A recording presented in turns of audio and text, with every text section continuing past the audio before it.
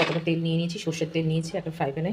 আর এখানে কেটে রেখেছি কতগুলো কুচি কুচি করে আলু, একদম ছোটো ছোটো করে কেটে রেখেছি। এটা আমি আলুটাকে কি করছি চলো বন্ধু দেখো। তেলটা গরম হয়ে গেছে, দেখতেই পাচ্ছ তেলটার মধ্যে ধোয়া বেরাচ্ছে। আমরা এবারে প্রথমে দিয়ে দেবো এখানে 1 চামচের মতন কালো জিরে। এই যে কালো জিরে ফোড়ন দিয়েছি প্রথমে। তারপরে যে এই যে ছোটো ছোটো একদম ছোটো ছোটো করে আলুগুলো কুচি কুচি করে কেটে রেখেছিলাম, সেই আলুগুলো দিয়ে দিলাম। ভালো করে ধুয়ে ভালো করে জল ঝরিয়ে রেখেছি, জলটা যাতে না থাকে এটা আমরা ভাজছি। রান্নাটা দেখলেই তোমরা বুঝতে পারবে আমি কী রান্না করতে চলেছি। পুরো ভিডিওটা বন্ধুরা দেখো, দেখলে বুঝতে পারবে। এটা একটা অনুষ্ঠান বাড়িতেও এখনকার যুগের হয় কিনা সেটা আমার অতটা মনে নেই, জানি না সেটা, কিন্তু আগেকার দিনে অনুষ্ঠান বাড়িতে এই রান্নাটা খুব হতো। মানে সকালের মানে দুপুরের লাঞ্চের মেনুতে বা রাতের মেনুতেও কিন্তু এটা হতো। সেই রেসিপিটাই আজকে আমি তোমাদের সঙ্গে শেয়ার করছি, দেখলেই বুঝতে পারবে আস্তে আস্তে। নাড়াচাড়া করে আমি এবার এখন একটু ঢাকা দিয়ে রাখবো, কারণ ঢাকা দিয়ে দিয়ে রান্না করলে রান্নাটা খুব ভালো হয় আর খুব তাড়াতাড়ি হয়। ফিরে আসছি মিক্সিতে।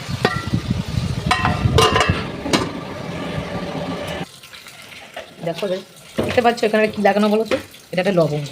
কেন আমাদের এটা না খুলে গেছে, মানে হাওয়াটা বেরিয়ে যাতে না যায় তাই জন্য লবঙ্গটা দিয়ে রেখেছি। আমি রাখবো একবার এটাকে সরিয়ে একটু মেরে দিয়েছিলাম। আমি কিন্তু এখনও পর্যন্ত নুন দিইনি, দেখতেই পাচ্ছ। ভাজাটা প্রায় 50% মতন হয়ে গেছে। আমি এবার দিয়ে দেবো 1 চামচ নুন। 1 চামচ নুন দিয়ে দিয়েছি, বেশি নুন লাগবে না, এটা যেহেতু ভাজা তো এর মধ্যে জল পড়বে না, আমি কিন্তু এর মধ্যে জল দেবোই না। এরপরে দিয়ে দেবো হলুদ গুঁড়ো। 1 চামচও না, 1 চামচের থেকে একটু কমই দিয়েছি হলুদ গুঁড়ো,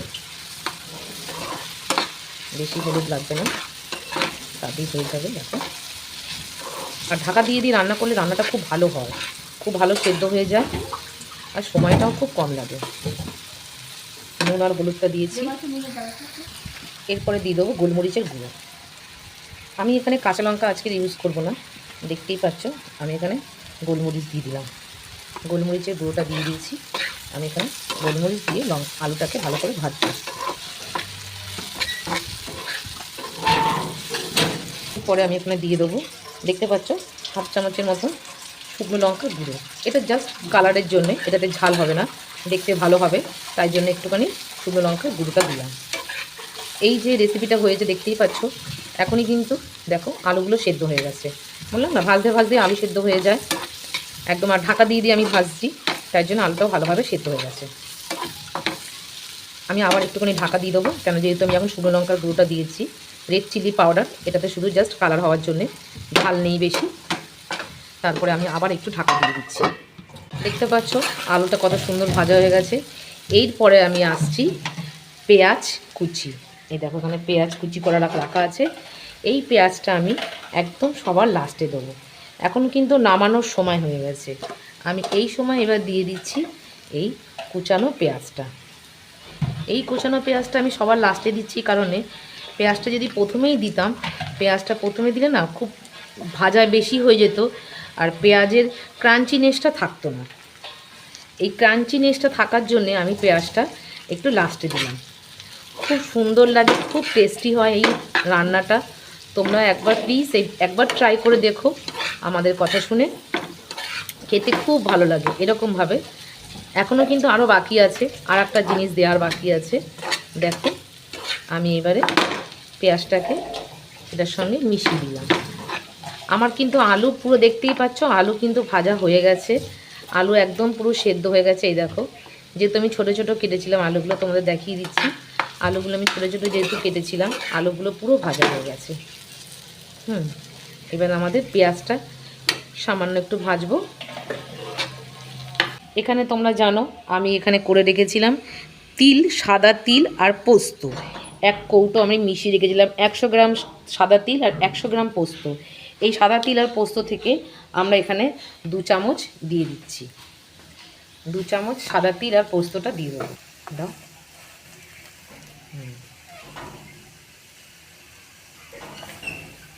এটা কিন্তু আমরা বাটবো না, কিচ্ছু করব না, জাস্ট একদম কাঁচা অবস্থাতেই আমরা এটা দিয়ে দেবো। এই আলুর সঙ্গে আর এক চামচ দাও, 3 চামচ, 3 চামচ, হ্যাঁ ব্যাস হয়ে গেছে, আর লাগবে না। এবার এটাকে মিক্স করে নিচ্ছি। এটা কিন্তু আমরা না বেটে করলাম।